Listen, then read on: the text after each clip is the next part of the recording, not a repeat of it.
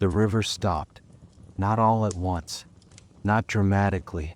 It happened slowly, the way the worst things always happen. The water pulled back a little, then a little more. The mud that should have been dark and wet and rich with everything the land needed began to dry at the edges, to crack, to turn pale. And the farmers of ancient Kush stood at the riverbank and watched it happen. They had done everything right. They had planted at the right time. They had maintained their channels. They had made their offerings. They had done what their fathers taught them and what their fathers' fathers taught before that. And still, the river was leaving. Tonight we are going to that world. We are going to stand in the fields of one of the greatest civilizations Africa has ever produced, the kingdom of Kush, rising along the Nile in what is now Sudan, and we are going to feel what it actually felt like when the water that held everything together began to disappear. This is not a story about kings and battles. This is a story about ordinary people, farmers, families, communities built entirely around one river, and what happened to them when that river decided not to come. Before we go any further, if this channel has ever given you something real to carry into your sleep, something true to hold on to in the quiet hours, hit that subscribe button right now and turn on your notifications. Every story on this channel is made for you. Don't miss a single one. Drop in the comments tonight, have you ever been through a drought? Seen land dry out? Tell us where you're from. We want to know who's here tonight. Now, let's go to Kush, the kingdom the river built. You need to understand something about the kingdom of Kush before you can understand what a drought meant to the people who lived there. Everything, and this is not an exaggeration, everything in Kush came from the Nile. Not just water. Everything. The food that fed the population grew in the narrow strips of fertile land running along both sides of the river. The trade routes that made Kush wealthy followed the river's path. The cities were built near the river. The religious life of the kingdom centered on the river. The calendar was organized around what the river did and when it did it. The Nile was not just a water source for the people of Kush. It was the foundation of the entire world they lived in. And when that foundation shifted, when the river failed to do what it had always done, it was not just a farming problem. It was not just a food problem. It was a problem that reached into every single part of life simultaneously and pulled at everything at once. But we are getting ahead of ourselves. First, the kingdom itself. Kush is not a name that most people know as well as they should. If you ask someone to name an ancient African civilization, they will most likely say Egypt. And Egypt is real and extraordinary and worth knowing.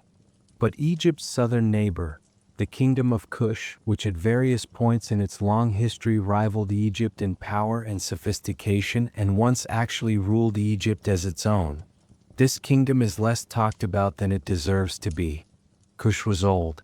Its history stretches back more than 3,000 years.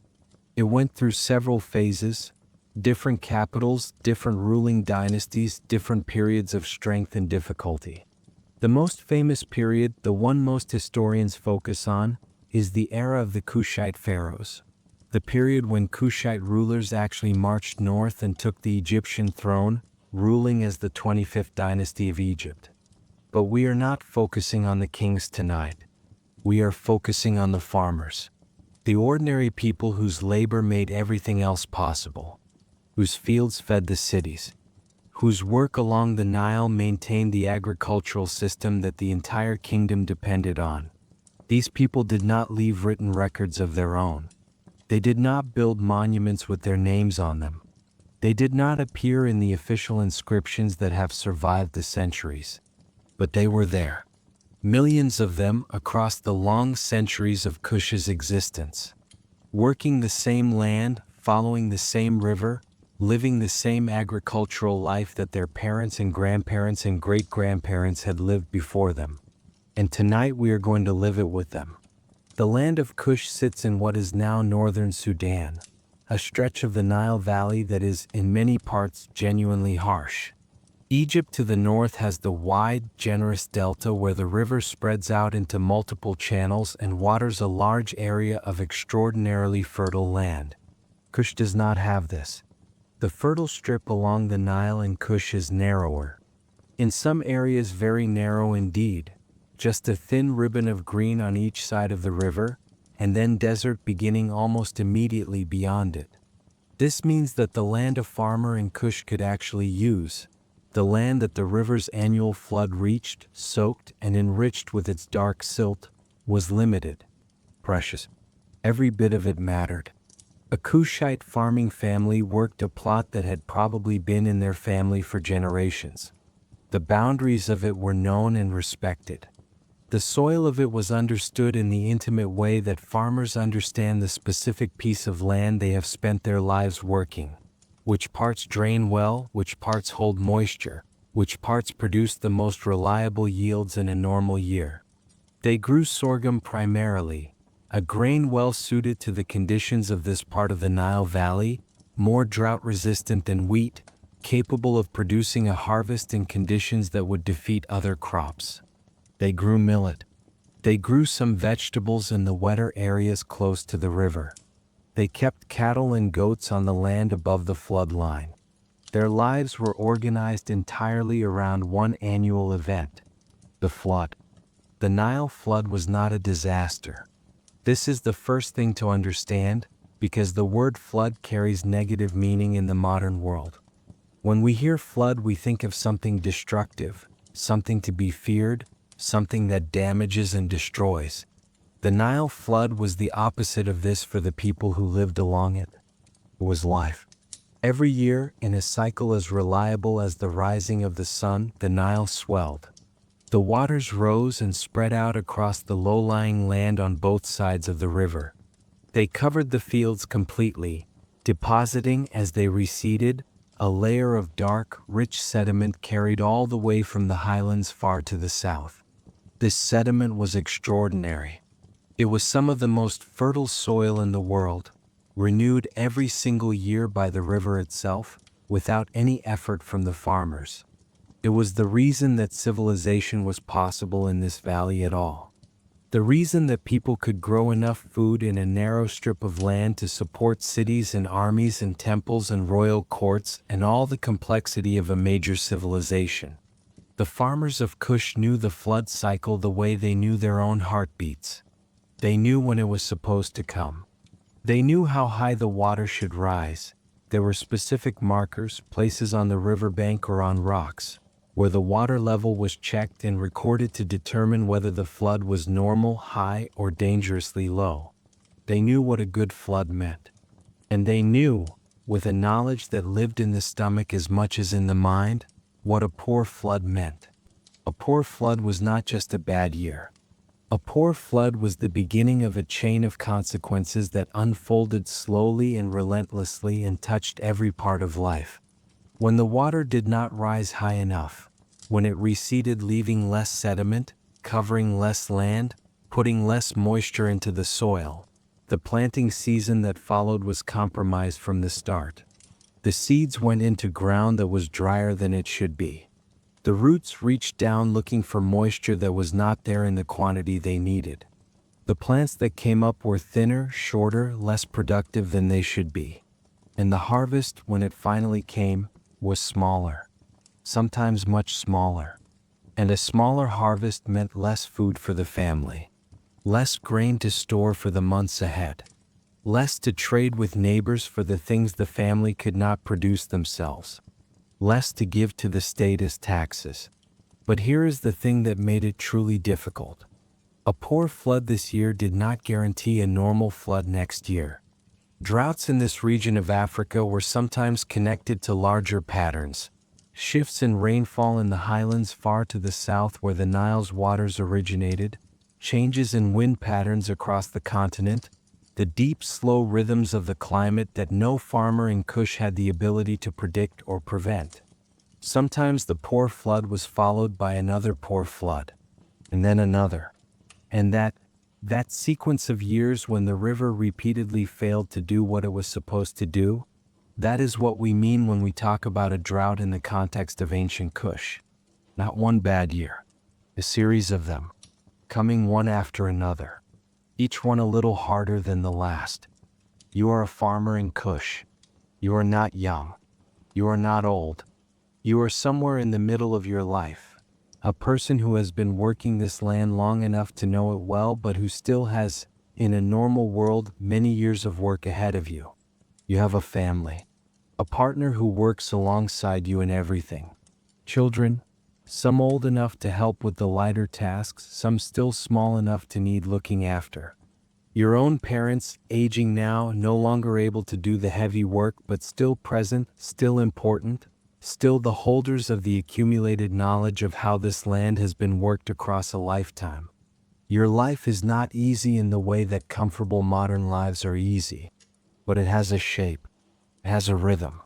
The year moves through its phases, the flood, the planting, the growing season, the harvest, and you move through it with the land, following the pattern that has structured the lives of the people in your family for as long as anyone can remember. This rhythm is not just practical. It is also who you are. Your identity as a person is deeply connected to this land and this river and this annual cycle. You are not just someone who happens to farm.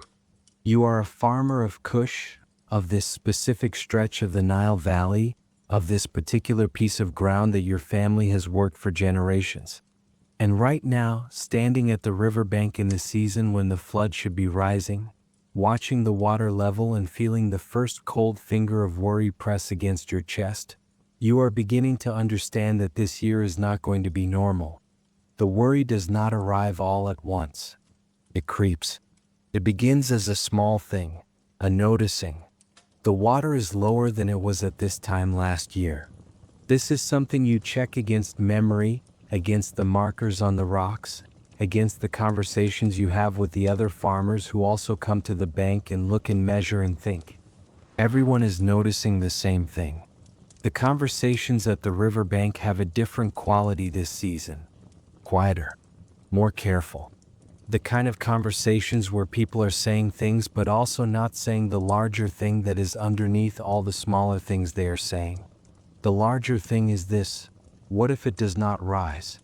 You do not say this out loud. Not yet. It is too early to say it out loud. Saying it out loud feels like inviting it to be true. And so you say the smaller things. The water is low, the rains in the south must have been poor this year. Perhaps it will still rise, perhaps it is just delayed. You go home each evening and you eat your meal and you sit with your family in the cooling air of the evening, and you do not say the larger thing there either. But you think it. In the quiet moments you think it. And slowly, as the days pass and the water does not rise the way it should, as the flood comes but comes weakly, covering less land than it should, receding faster than it should, leaving behind a thinner and paler layer of sediment than the rich dark deposit of a good year, the small worry becomes a larger one, and the larger one settles into your life and does not leave. This is where your life as a farmer in ancient Kush begins to change. Not in one dramatic moment, not in a single day where everything falls apart, but in the slow, grinding, daily accumulation of a problem that has no easy solution and no clear end. The flood has come and gone. It was not enough. And now the planting season begins, and you plant into soil that is already telling you, in the language of dry ground and shallow moisture, that what comes up from it this year will not be what you need. You plant anyway, because what else is there to do? You plant carefully. You plant with the full attention of someone who understands that every seed matters more this year than it did last year. You tend the channels that bring water from the river to the fields with extra care. You do everything in your power to make the most of what the land has to offer. And you wait, and you watch the sky, and you hope. The growing season in Kush has its own particular feeling. Even in a good year, even when the flood has been generous and the soil is dark and rich and the seeds have gone into the ground with every advantage, there is a quality of waiting to it that sits in the chest like something held. You have done your part. You have prepared the ground, planted the seeds, maintained the water channels. And now the growing is happening without you, underground, invisible, according to its own pace and its own logic. You cannot rush it. You cannot open the ground and check on it every day. You simply have to wait and tend and watch and trust. In a good year, this waiting has a calm quality to it, a settled feeling. The confidence of someone who has done what needs to be done and can rest in that knowledge while the earth does its work. This year the waiting feels different. This year it has an edge to it. The first signs appear about 3 weeks after planting. The seedlings come up, and this is, for a moment, a relief. Green shoots appearing in the rows you have prepared, small and tender, pushing up through the dry surface of the soil into the morning air. But you look at them carefully, and what you see is not quite right. They are thinner than they should be at this stage. The color is slightly off, a paler green than the deep, rich color of seedlings in a good year. They are spaced more unevenly, which means some of the seeds did not germinate at all. They went into ground that was too dry and simply stayed dormant in the soil instead of opening into life. You kneel in the dirt and look at them for a long time. Your partner comes and kneels beside you. Neither of you speaks for a while. Then your partner says what you are both seeing. The plants are struggling. They are alive, but they are struggling from the very beginning. You nod. You stand up. You go back to work. The water channels become your obsession in these weeks. The network of irrigation channels that carries water from the Nile to the fields, channels that have been maintained by the farmers of your community for generations, dug and deepened and repaired by countless pairs of hands before yours. This network is now more important than it has ever been in your lifetime. In a good year, the channels supplement what the flood has already done. The soil holds moisture from the flood, and the channels provide additional water during the growing season. And together these two sources are more than enough. This year the flood did not do its full job. The soil holds less moisture than it should, which means the channels have to carry more of the burden. You spend more time on the channels than you ever have before, clearing them of the silt and debris that accumulates over time, deepening them where the flow has slowed, repairing the small breaks where water is escaping into the ground before it reaches the fields. Your older children work beside you on this. Your neighbors work on the sections of channel that serve their fields. There is a collective urgency to this work that does not need to be stated. Everyone understands what the channels mean this year, and everyone is working on them with the seriousness of people who know that what they are doing is not maintenance. It is survival. The community around you is going through the same thing. This is important to understand. You are not alone in this. Every farmer along this stretch of the Nile is looking at the same pale seedlings, maintaining the same channels with the same extra urgency, carrying the same quiet worry home to their families each evening. The community meetings that happen in this period, informal gatherings at the riverbank, conversations after the day's work is done, have a particular quality. People share what they are seeing. They compare their fields. They talk about what worked in previous difficult years, because this is not the first time the flood has been poor. The oldest members of the community carry memories of other hard years, and this knowledge is genuinely valuable now. An elder woman talks about a drought in her childhood, how the farmers then managed the water, how they adjusted their planting, which crops survived better than others in dry conditions. She speaks slowly and carefully, the way people speak when they are reaching back into memory for something specific. People listen. An older man remembers what his father told him about managing the grain stores, how to stretch them, how to prioritize, how to make calculated decisions about what to eat now and what to hold back. This knowledge, passed orally from generation to generation, held in the memories of the community's elders, is not dramatic. It is not written down anywhere. But it is real and it is practical, and in this moment it is among the most valuable things anyone in this community possesses. You listen carefully to all of it. You remember. The state is also watching. KUSH, like every large organized civilization, has officials whose job it is to monitor the agricultural situation across the kingdom and report upward through the administrative hierarchy. These officials visit farming communities during the growing season. They look at the fields. They talk to the farmers. They make assessments. And they report what they see to the people above them. This system exists in part to manage the tax situation. Taxes in KUSH, as in most ancient agricultural societies, are paid largely in grain. A portion of what a farmer grows every year goes to the state. This grain feeds the cities, supplies the army, maintains the royal court, supports the temples. When harvests are good, the system works smoothly. The farmers produce enough to feed themselves, hold a reserve, and still give the state its portion. When harvests are poor, the calculation becomes much more difficult. You cannot give the state its full portion if giving it would leave your family without enough to eat through the coming year. But the state has its own needs. The cities still need to be fed. The army still needs to be supplied. The obligations of the kingdom do not simply disappear because the flood was poor. This tension between the needs of individual farming families and the needs of the state is one of the defining stresses of a drought period. And you are going to feel it before this year is over.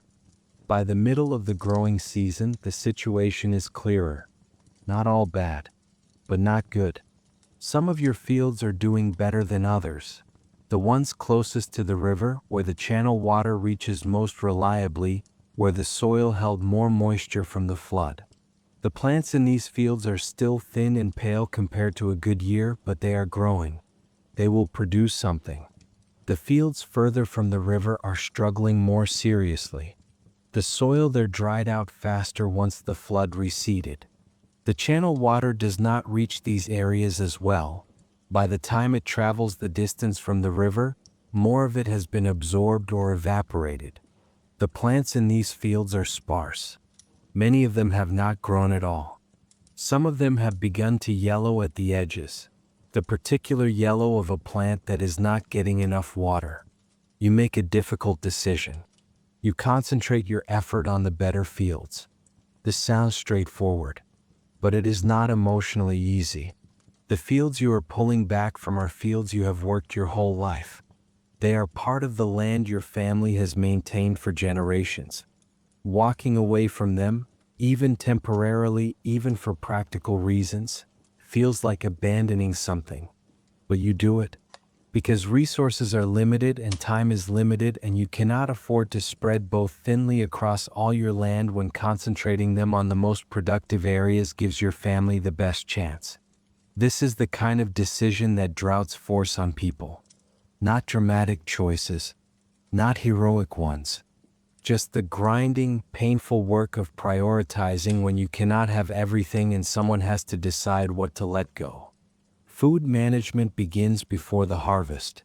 This might seem early, but experienced farming families in KUSH, families who have lived through difficult years before, or whose elders carry the memory of difficult years, understand that the time to start managing food is not when you run out. It is long before that. Your family begins to eat a little less at each meal. Not dramatically, not in a way that the youngest children fully register as a change, but carefully, thoughtfully. The portions are slightly smaller. The meals that would have included multiple elements in a good year are simplified. The grain that might have been used generously is measured out more deliberately. You are not hungry yet, but you are preparing for the possibility of hunger. There is a difference between these two things that is hard to explain to someone who has never experienced it. Eating less before you are truly hungry is an act of control. You are managing the situation. You are making decisions. You still have agency. Hunger, real hunger, the kind that comes when the management has failed or has not been enough, is something else. It takes the control away. It makes the decisions for you. You will do everything in your power not to reach that point. By the middle of the growing season, the situation is clearer. Not all bad, but not good. Some of your fields are doing better than others. The ones closest to the river, where the channel water reaches most reliably, where the soil held more moisture from the flood. The plants in these fields are still thin and pale compared to a good year, but they are growing. They will produce something. The fields further from the river are struggling more seriously. The soil there dried out faster once the flood receded. The channel water does not reach these areas as well. By the time it travels the distance from the river, more of it has been absorbed or evaporated. The plants in these fields are sparse. Many of them have not grown at all. Some of them have begun to yellow at the edges, the particular yellow of a plant that is not getting enough water. You make a difficult decision. You concentrate your effort on the better fields. This sounds straightforward, but it is not emotionally easy. The fields you are pulling back from are fields you have worked your whole life. They are part of the land your family has maintained for generations. Walking away from them, even temporarily, even for practical reasons, feels like abandoning something. But you do it because resources are limited and time is limited, and you cannot afford to spread both thinly across all your land when concentrating them on the most productive areas gives your family the best chance. This is the kind of decision that droughts force on people. Not dramatic choices, not heroic ones. Just the grinding, painful work of prioritizing when you cannot have everything and someone has to decide what to let go. Food management begins before the harvest. This might seem early, but experienced farming families in KUSH, families who have lived through difficult years before, or whose elders carry the memory of difficult years, understand that the time to start managing food is not when you run out. It is long before that. Your family begins to eat a little less at each meal. Not dramatically, not in a way that the youngest children fully register as a change, but carefully, thoughtfully. The portions are slightly smaller. The meals that would have included multiple elements in a good year are simplified. The grain that might have been used generously is measured out more deliberately. You are not hungry yet, but you are preparing for the possibility of hunger. There is a difference between these two things that is hard to explain to someone who has never experienced it. Eating less before you are truly hungry is an act of control. You are managing the situation. You are making decisions. You still have agency. Hunger, real hunger, the kind that comes when the management has failed or has not been enough, is something else. It takes the control away. It makes the decisions for you. You will do everything in your power not to reach that point. The tax collection comes after the harvest. This is the moment you have been thinking about since the growing season began. The official arrives with his scribes and his records. He is not a cruel man. You have dealt with him before. You know his face. He knows yours. He is doing his job. His job is to collect what the state is owed. He looks at your harvest. He looks at his records, which show what your fields have produced in previous years and what your standard tax obligation is. He looks at you. There is a conversation. It is not an easy conversation. You explain what happened: the flood, the poor soil moisture, the difficult growing season. He knows what happened. He has been to every farm along this stretch of the river, and he has heard the same story from every farmer. He has seen the thin harvests himself. He has some flexibility. Officials in KUSH, as in most ancient administrative systems, had a degree of latitude in how they applied tax obligations in difficult years. A complete failure to acknowledge the reality of a poor harvest would be both unjust and impractical. Farmers pushed past survival would simply leave, abandoning their land, and that helped no one. But the state's needs do not disappear. He takes less than the standard amount, but he takes something. And what he takes comes from the thin margin between your family and hunger. The margin is thinner now. You watch him walk away toward the next farm. You stand in the empty field. You breathe. The evening after the tax collection is a quiet one in your home. The family eats together. A smaller meal than you would like, but a meal. The children are fed. Your parents are fed.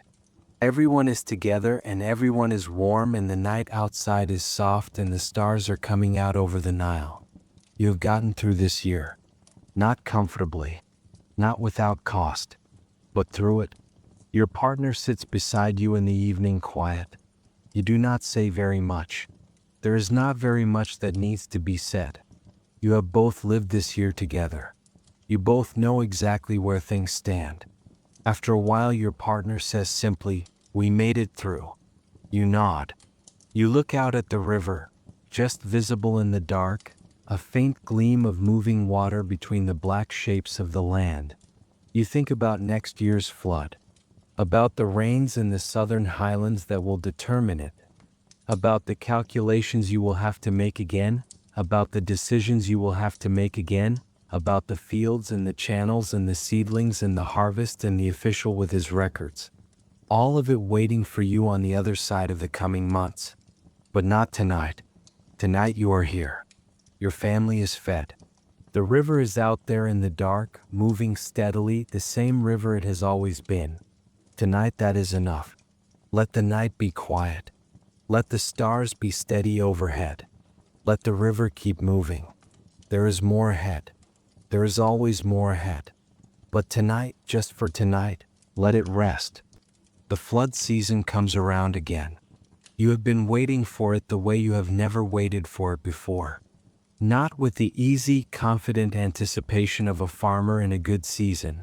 The comfortable certainty that the river will do what it has always done, that the pattern will hold, that the world will work the way it is supposed to work. You have been waiting for it with something closer to holding your breath. The whole community has been waiting that way. Through the dry months between the last harvest and this flood season, the conversations at the riverbank have carried a particular weight. People checking in with each other, sharing what they have observed, measuring the river's level against the markers on the rocks the way sick people check their own temperature. Not because checking changes anything, but because not knowing feels worse than knowing. And now the season has arrived, and the river is rising. You stand at the bank with half the community around you, watching the water climb. You measure it against the marker stone, the same stone your father measured against, the same stone his father measured against before him. The water rises. It climbs past the first mark, past the second. You feel something loosen in your chest, and then it slows. It climbs a little further, and then it stops. It is better than last year, but it is not a good flood. It is not the deep, generous, covering flood that fills the land and leaves behind the rich, dark sediment that means abundance. It is a halfway flood, a cautious flood, a flood that covers some of the land but not all of it, that leaves some fields wet and some fields barely touched. The person standing beside you, an older farmer whose family has worked the land just north of yours for as long as you can remember, says nothing for a long moment. Then he says quietly, 2 years. That is all he says. But you understand what he means. 2 poor floods in a row is not bad luck anymore. 2 poor floods in a row is a pattern. The second year is harder than the first in ways that go beyond the practical. In the first year you had reserves. You had the grain stored from previous good years, not enormous reserves, but something. A buffer. A cushion between your family and the worst outcomes. That cushion is thinner now. You used some of it through the past year, in the careful, deliberate way you managed the food. You used some of it to supplement the poor harvest. The reserve that you started the drought with, the accumulated surplus of better years, has been drawn down. You are farming without a safety net now. Every decision matters more. Every mistake costs more. The margin between enough and not enough has narrowed to something you can feel physically, a tightness in your chest when you think about it, a quality of alertness that does not fully go away even when you sleep. The planting this second year is different from the first. Not in the mechanics. The mechanics are the same. You prepare the ground, you plant the seeds, you maintain the channels, you watch and wait. but in the mindset behind it. The first year you planted with worry but also with hope, with the thought that this might be an exception, that next year things would return to normal, that the river would recover and the pattern would reassert itself.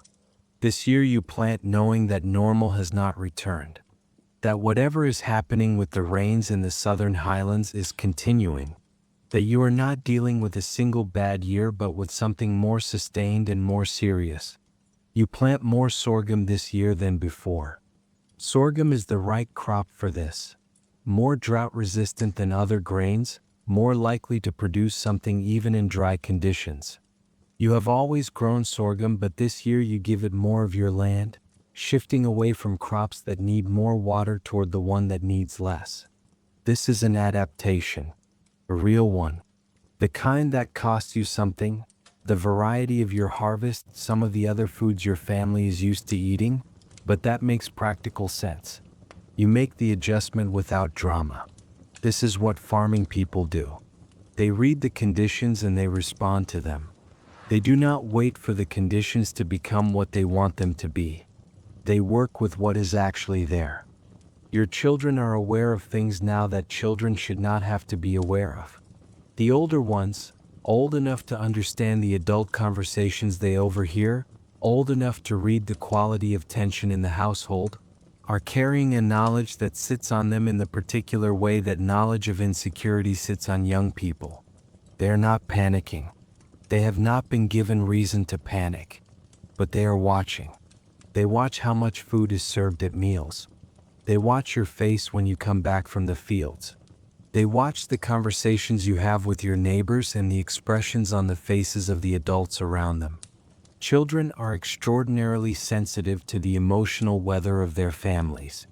And the emotional weather of your family, of every family along the stretch of the Nile right now, is overcast.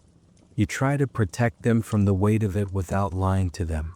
This is one of the harder tasks of a difficult year.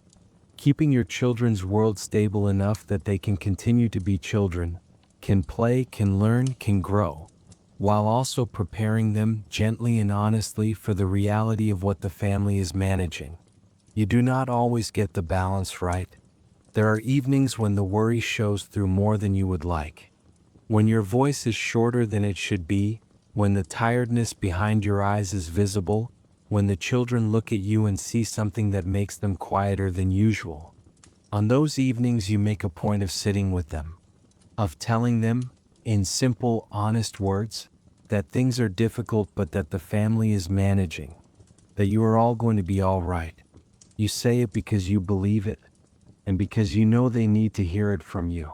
The community is changing, not dramatically, not all at once, but in the small, visible ways that stress changes communities over time.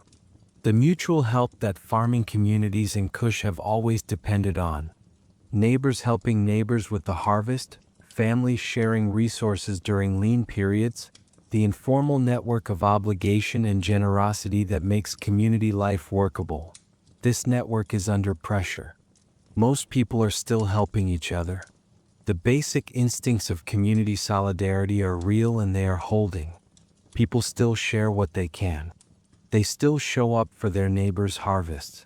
They still bring food to families going through particular difficulty. But the helping is harder now because everyone has less to give. The family that might have shared a portion of their grain surplus in a good year has no surplus now. The neighbor who would have helped with your channel work without hesitation now has to calculate whether they can spare the time from their own urgent work. The resources that made generosity easy are stretched, and stretched resources make every act of generosity a real sacrifice rather than a comfortable gesture. This creates a low-level friction that did not exist before. Not conflict exactly, not the breakdown of community, but a tightening. A slight pulling back. People becoming a little more careful about what they commit to, a little more aware of their own limits, a little more quietly protective of what they have. You feel this in yourself as much as you see it in others, and you do not judge it. You understand it. The officials come again during the growing season. This time there are more of them. and they are asking different questions.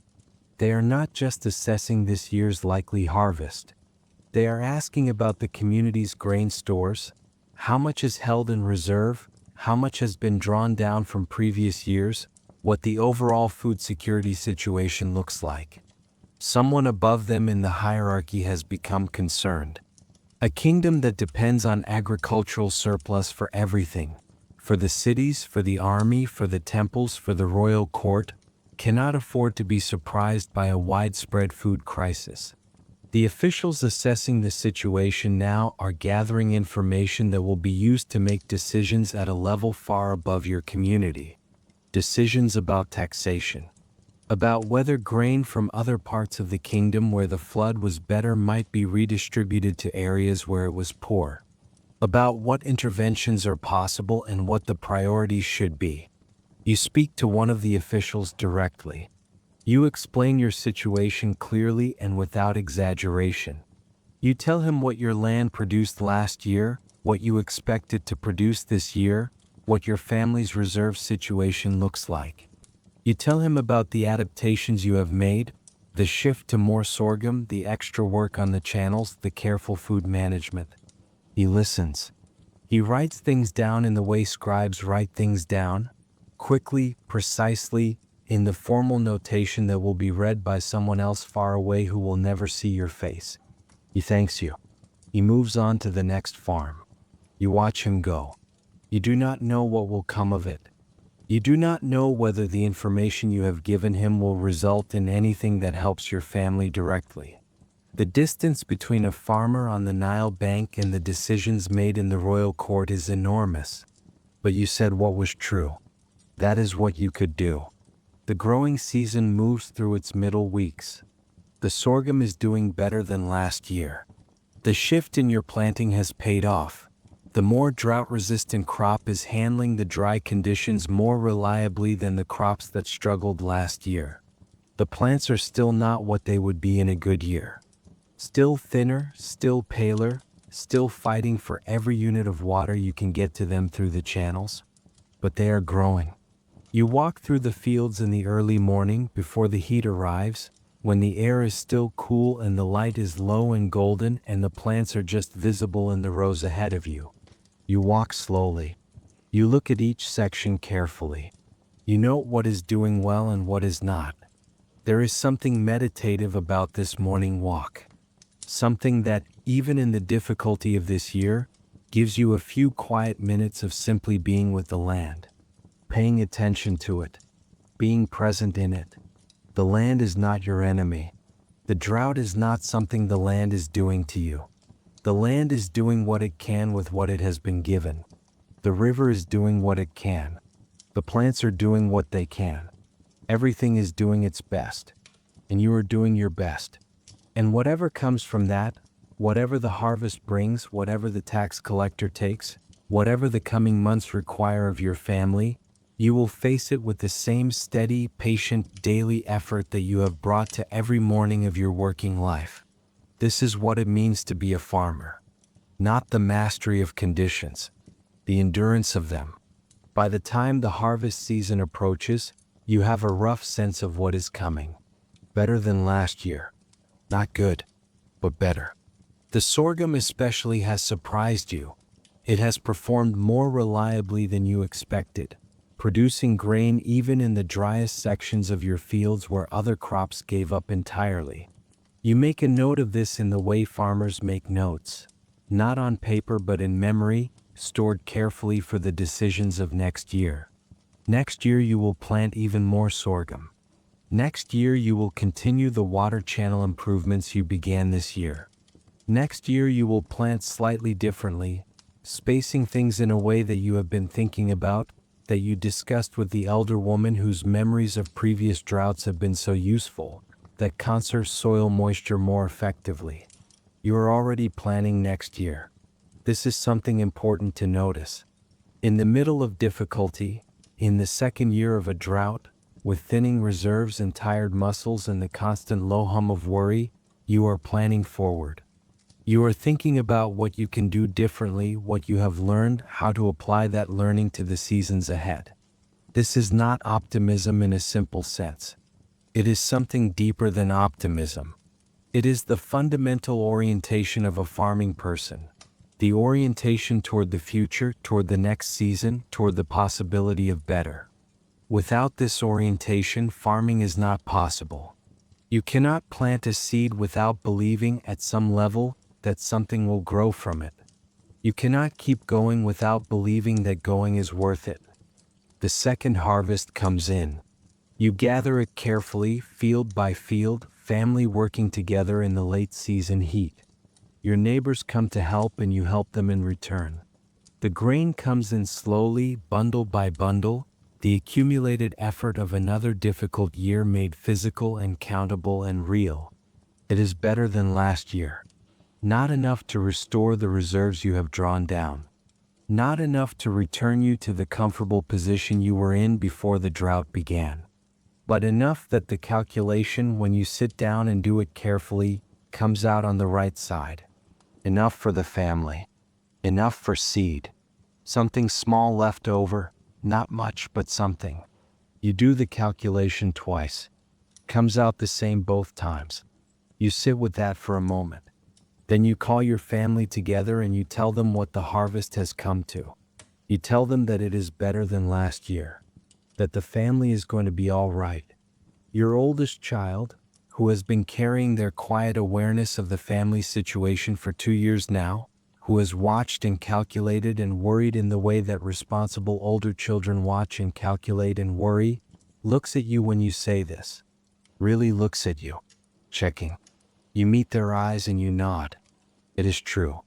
And something in your child's face releases, not dramatically, not in tears or loud relief, just quietly.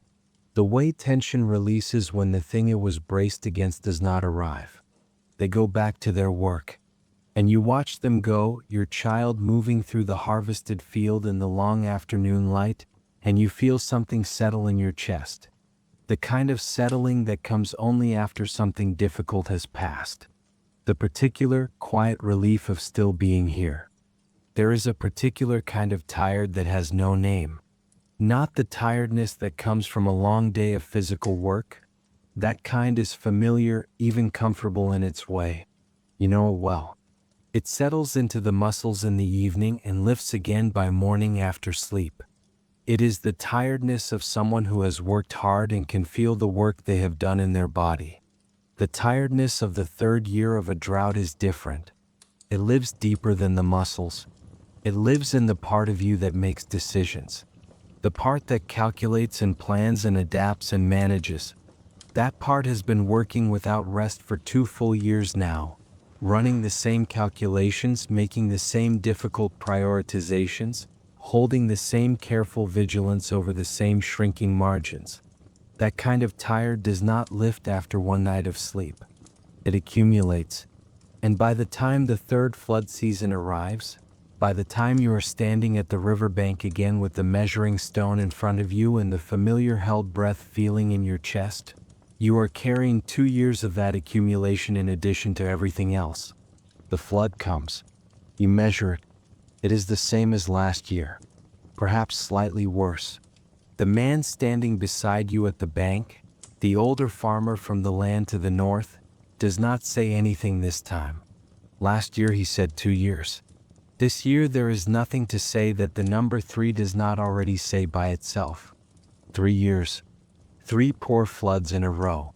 You stand at the bank for a long time after most of the others have gone back to their work.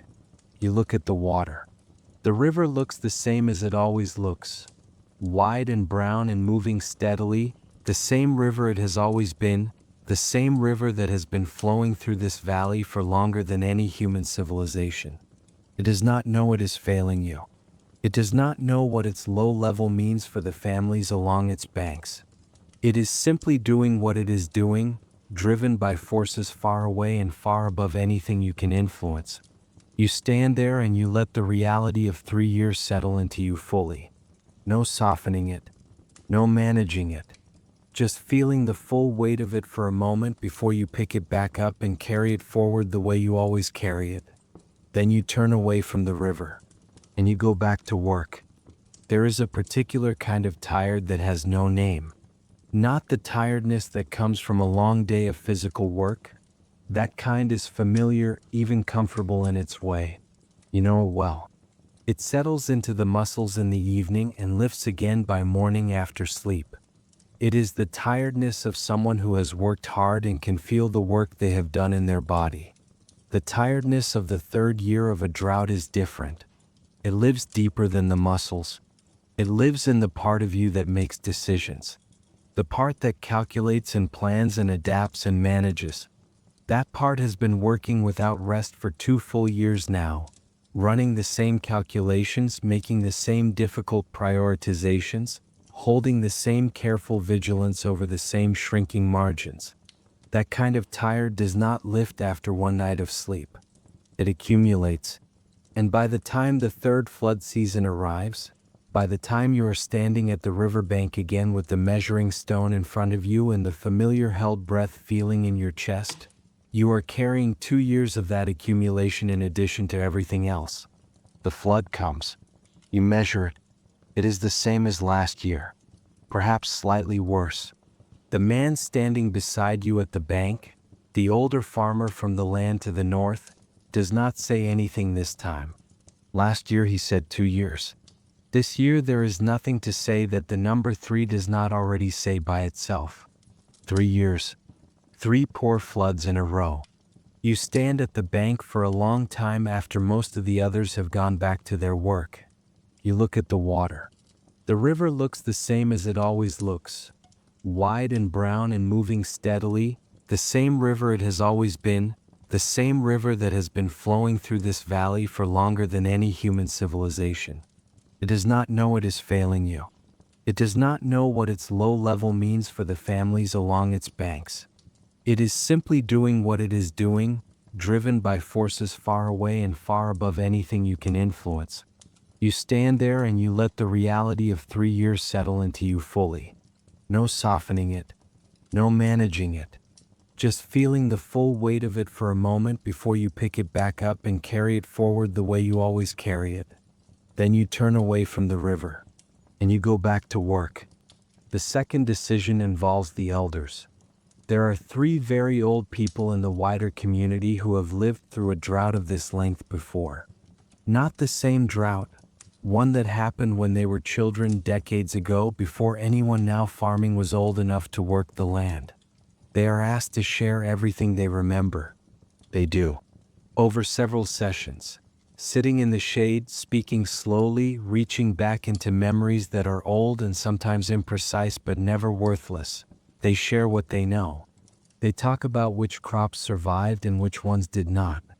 They talk about the decisions that helped and the ones that cost people dearly in hindsight. They talk about how the community managed the food, the specific systems they used for sharing and rationing that maintained fairness while stretching resources as far as possible. They talk about the trade. This is something you had not fully considered.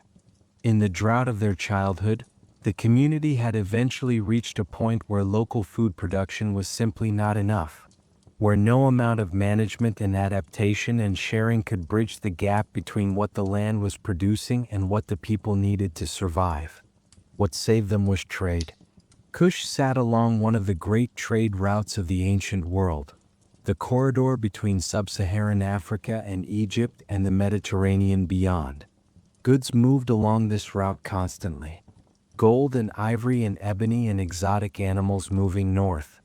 Grain and manufactured goods and luxury items moving south. In a drought year, a community with nothing to trade was dependent entirely on what it could grow and what the state might provide. But a community with something, with cattle, with craft goods, with labor to offer the trade caravans that moved through, had another option. You could trade for food. Not easily, not without cost, but the option existed. And the elder who remembered this looked around at the assembled community and asked, "What do we have to trade?" The answer is more than you might have expected. Cattle first. Not the core breeding stock. You do not sell the animals that will produce next year's milk and next year's calves. But the older animals, the ones that would have been kept longer in a better year, can be sold now. Their value as trade goods is real. Craft skills. Several families in the community have members who work with their hands in ways that produce things of value: pottery, metalwork, woven cloth. In good times, these crafts supplement agricultural income. In drought times, they can become a primary resource. Labor. The trade caravans need people, not just to carry goods, though that is part of it, but to guide routes, to manage animals, to handle the logistics of moving goods across long distances through difficult terrain. A strong person willing to travel for a season with a caravan can bring back payment in grain. The community inventories what it has. Not in a formal way, there are no accountants or spreadsheets. It happens the way these things happen in oral communities, in conversation, person by person, household by household, as people say what they have and what they can offer. Picture takes shape. It is not a comfortable picture, but it is not an empty one. Your family makes a decision in this period that costs you something real. Your oldest child, the careful, watchful one who has been carrying adult awareness of the family situation for 3 years, is 17 now. Strong, capable, smart in the way that matters for navigating the world rather than just the page. A trade caravan is coming through in the coming weeks, heading north toward Egypt. The caravan master is looking for capable young people to travel with the group, to help with the animals, to assist with the logistics of the journey, to serve as part of the working crew for the months it takes to make the journey north and return. The payment is in grain. A significant amount of grain, enough to meaningfully change your family situation for the coming year. The conversation about this happens over several evenings. Your child wants to go. This is clear from the first conversation. There is no resentment in it, no rebellion, just the straightforward practicality of a young person who has grown up in a farming family and understands exactly what the numbers look like and what this opportunity means. You and your partner talk about it when the children are asleep. It is not an easy conversation. The journey is long. The route is not without risk. Not dangerous in the dramatic sense, but not trivial either. Months away from home, in unfamiliar territory, under the management of people you do not know well. And it is your child, who has been beside you through 3 hard years, who you have watched grow from the small person who played in the fields to the serious, capable young adult sitting across from you at the evening meal. Sending them away is hard, but you both know what the grain means. You give your permission. The morning your child leaves with the caravan is a quiet one. No ceremony, no long speeches. You are a family of practical people, and this is a practical decision, and you have all made peace with it. You walk with your child to the meeting point where the caravan is assembling in the early morning dark. You carry part of their bundle. You walk together in silence for most of the way. When you get there, the caravan is already taking shape. Animals being loaded, people organizing themselves, the low sounds of a large group preparing to move. Your child turns to you. You look at each other. You say what needs to be said. Carefully, clearly. That you are proud. That they should be safe. That you will be here when they return. Your child nods. Then they turn toward the caravan.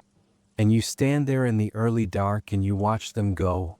Your oldest child walking away into the morning, getting smaller as the distance increases, until the caravan rounds a rise in the land and they are gone. You stand there for a moment. Then you turn around. You walk home. The fields are waiting. They're always waiting. The growing season of the 3rd year is the hardest you have worked.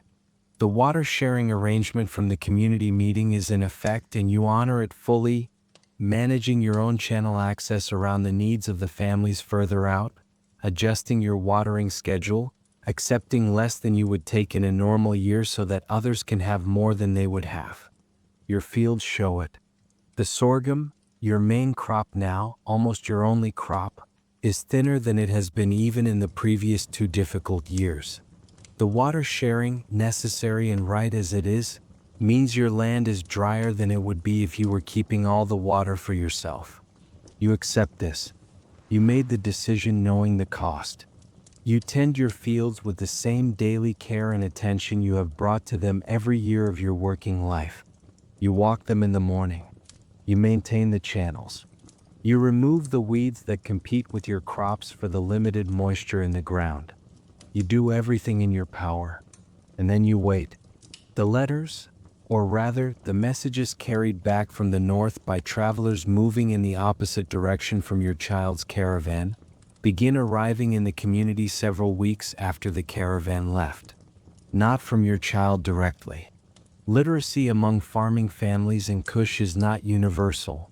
Your child does not read or write, but word travels with travelers. Oral messages passed from person to person along the route, carried by people going in the right direction, delivered not in written form but in the words of whoever was trusted to remember and repeat them. The first message reaches you through 3 intermediaries: a trader who spoke to someone who spoke to someone who had been with the caravan a week's travel north of here. It is simple, brief. Your child is well. The journey is going as expected. The caravan master is fair. You hold this message for a long moment after it is delivered. Then you say thank you to the person who brought it, and you go back to the fields. By the end of the growing season, the trade decisions the community made are beginning to show their value. Not everyone who sent a family member with the caravan. Not everyone who sold cattle or craft goods. But across the community, the combination of adapted farming practices and trade resources has changed the equation enough to matter. Families who would have been facing serious food insecurity on farming alone now have additional grain coming, either from trade or from the promise of the returning caravan workers' payments. Families who contributed to the water sharing arrangement have neighbors who owe them in return, real debts of labor and resource that will be repaid in the coming seasons. The community has pulled together in the way that communities sometimes do when the pressure is serious enough and the bonds between people are strong enough to hold under that pressure. It has not been comfortable. It has not been without friction, without sacrifice, without real cost. But it has held. The harvest of the 3rd year is the smallest you have ever brought in. You knew it was coming. You've been preparing for it for months. When you sit down to do the calculation, how much came in, how much the family needs, how much for seed, what is left, the numbers are the tightest they have ever been. But the calculation comes out right. And the grain payment that your child will bring back when the caravan returns, that will restore enough of the reserve to give you a genuine margin going into next year. You sit with the numbers for a long time after you finish the calculation. You think about the 3 years that have brought you to this moment. The decisions made, the adaptations, the sacrifices, the community meeting and the water sharing and your child walking away into the morning dark. The elder woman's memories of a previous drought and the knowledge those memories carried. The trade caravan and its grain payment coming slowly back down the route from the north. None of it was simple. None of it was without cost. But you are here. Your family is here. The land is still here. And somewhere up the road to the north, your oldest child is traveling home. The evening is warm and quiet. You sit outside after the meal, looking at the river in the fading light. The Nile is the same river it has always been, moving the same way it has always moved. Indifferent to the 3 years it has given you less than you needed. Not cruel, not generous, simply itself, enormous and ancient and continuous, older than any of the civilizations that have grown up along its banks, older than any of the names that have been given to the land it flows through. It will flood again next year. You do not know if it will be a good flood or a poor one. You cannot know. No one along this river has ever been able to know in advance what the flood will bring. You simply plant and tend and harvest and plan and hope. And when the flood comes you measure it against the stone and you adjust to what it gives you. This is the life of a farmer in ancient KUSH. Not the heroic version. Not the romantic version. The real version, full of difficulty and adaptation and the grinding, patient, daily work of keeping a family alive on land that does not owe you anything and will not always give you what you need. It is hard. It has always been hard. And yet, here at the end of 3 hard years, sitting in the warm evening beside the ancient river, the fields quiet behind you, the family inside settling towards sleep, there is something here that is not just hardship. There is something that is also depth. The depth that comes from having been tested and having held.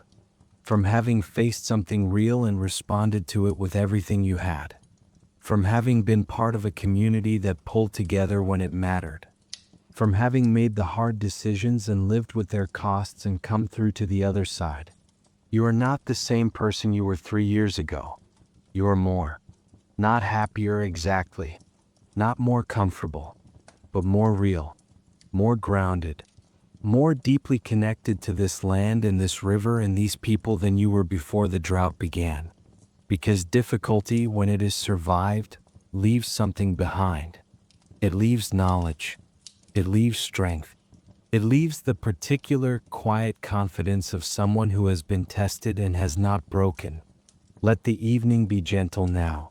Let the river keep moving in the dark. The night is coming in soft and warm and full of stars. Rest. There is still more ahead. But tonight let it rest. The 4th flood season arrives quietly. No announcement. No drama. Just the slow, steady rise of the water. The same way it has always risen, the same way it will always rise, long after everyone standing at this bank is gone. You are there when it begins. Of course you are. You have been checking the marker stone every morning for weeks, rising before the sun, walking to the bank in the dark, crouching down, measuring, going home, not saying anything yet, because saying something before you are certain feels like tempting the wrong outcome. But this morning is different. The water is at the stone, past the first mark, moving steadily, purposefully, with the particular energy of something that has been held back for a long time and is finally releasing. You watch it. You do not move. You watch it climb past the 2nd mark, past the 3rd, into the range that means something real. Something that, if it continues, if it holds this level and pushes further, would be a real flood. A proper one. The kind the land has been waiting for. Your hands are shaking slightly. Not from cold. You do not run back to tell the others. You are not a person who runs. You are a person who makes sure first. Who checks twice. Who waits until certainty is available before speaking. So you wait. You sit at the bank. In the early morning cool. While the sky lightens above you and the birds begin and the first sounds of the community waking up drift to you across the still air. And you watch the water rise. Higher. Higher. Into the range that the marker stone has not seen in 4 years. When you are certain, when the level is high enough and rising steadily enough that there is no longer any reasonable doubt, you stand up. You take one long breath. And you walk back to the community.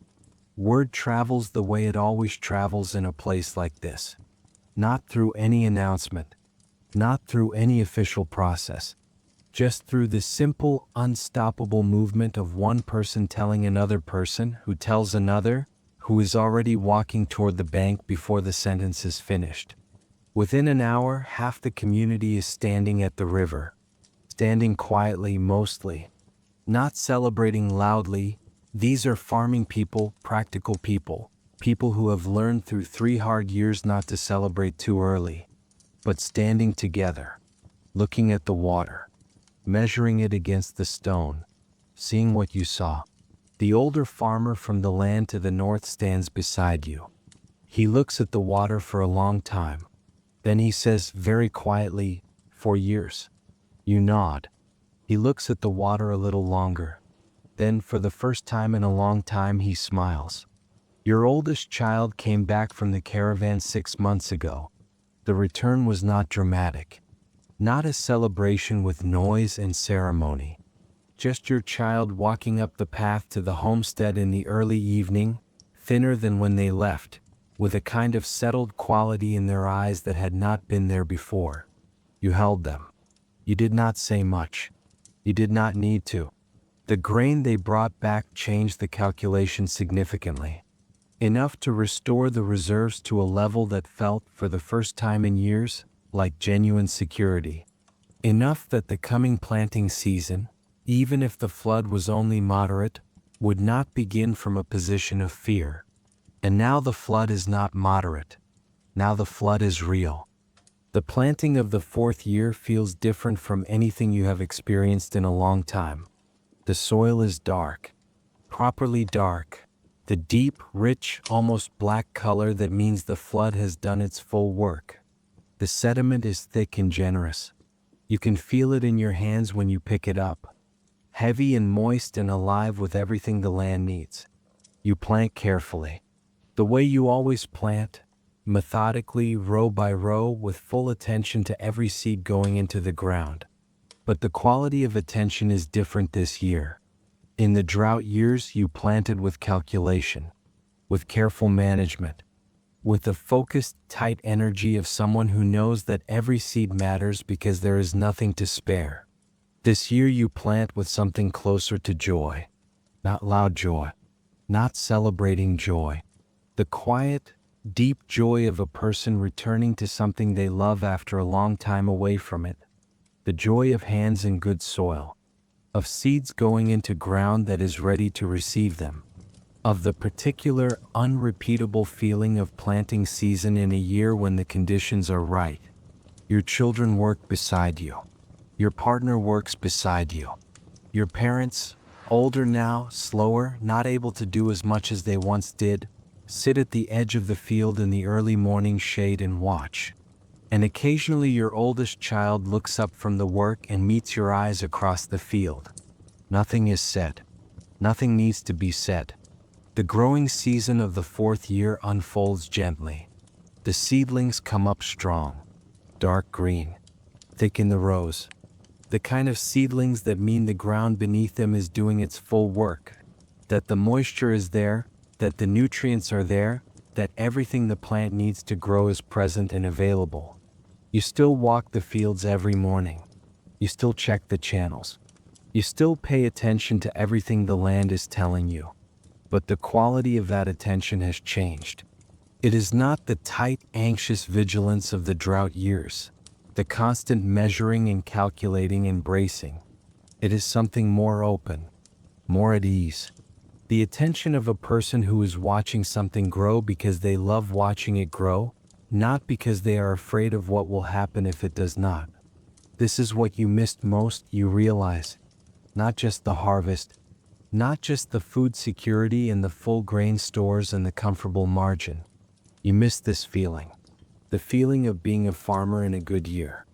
Of working land that is working with you. The community is different in this fourth year. Looser. Warmer. The tightening that happened across 3 hard years, the slight pulling back, the careful protection of limited resources, the low friction that stress creates between people, is easing. People are helping each other again in the easy, unthinking way that neighbors help each other when they have enough.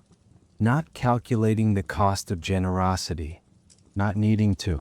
The conversations at the riverbank have a different quality. There is laughter again. There are stories being told for pleasure rather than just information being exchanged out of necessity. There is the particular ease of people who have been through something hard together and come out the other side and can now look back at it from a slightly safer distance.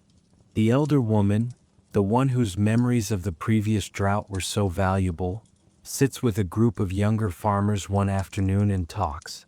Not just about the drought. About other things, about the long history of this stretch of the Nile, about the generations of families who have worked this same land before you.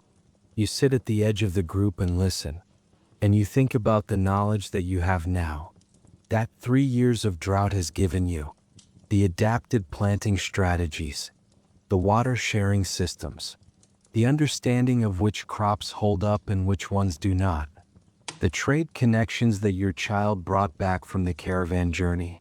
All of this is now in you, in your family, in your community.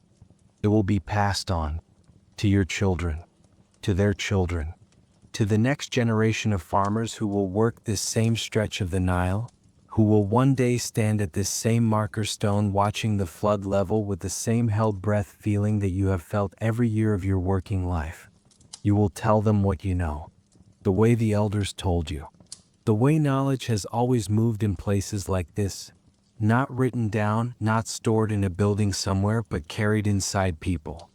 Inside the memories and the bodies and the practiced hands of the ones who lived through it and learned from it and are still here.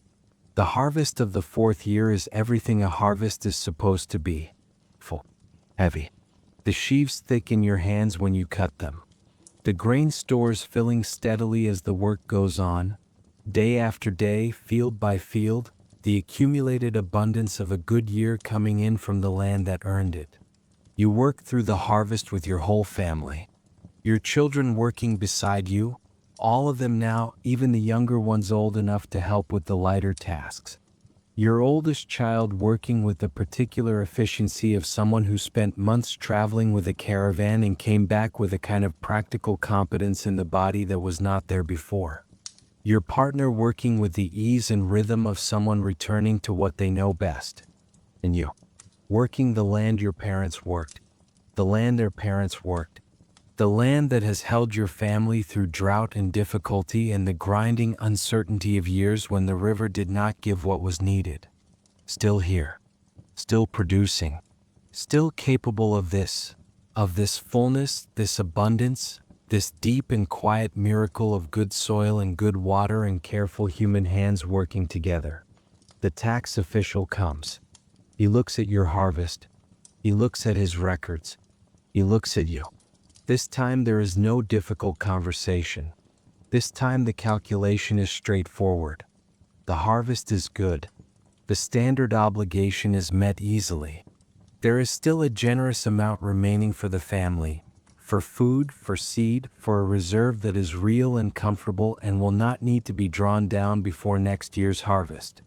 He makes his notes. He thanks you. He leaves. You watch him go with a feeling that is the exact opposite of how you watched him leave 3 years ago. The evening of the harvest comes in soft and warm. The work is done. The grain is stored. The family is fed, properly, generously fed, a meal that feels like a celebration without needing to announce itself as one. You sit outside after the meal, the way you always sit outside after the meal, looking at the river. The Nile moves in the darkness the way it always moves. Steady, ancient, continuous. The same river that flooded generously and flooded poorly and flooded generously again. The same river that has been doing this long, slow, rhythmic giving and withholding for longer than anyone can measure. You think about the 4 years, about what they cost, about what they gave, about your child, sitting a few feet away from you in the evening dark, older now, carrying a different kind of knowledge in their body than the child who walked away with the caravan in the early morning dark. About the community, changed by 3 hard years in ways that are mostly quiet and mostly good. Closer. More practiced in the art of helping each other. More honest about what hard times require. About yourself. The farmer you were before the drought and the farmer you are now. Not broken. Not diminished. Deepened. You look up at the sky. The stars are out. Thick and clear and steady. The same stars that were out on the worst nights of the drought. The same stars that watched you stand at the marker stone in the dark, measuring, hoping. The same stars that were there when your child walked away into the morning and when they walked back home in the evening 6 months later. The stars do not change. The river keeps moving. The land keeps receiving. And the farmers of ancient KUSH, generation after generation, through flood and drought and difficulty and abundance, keep doing what they have always done. They keep planting. They keep tending. They keep watching the sky and the river and the soil beneath their hands. And they keep going. Let your body settle now. Let your breathing slow down. You do not need to hold anything tonight. Not the worry.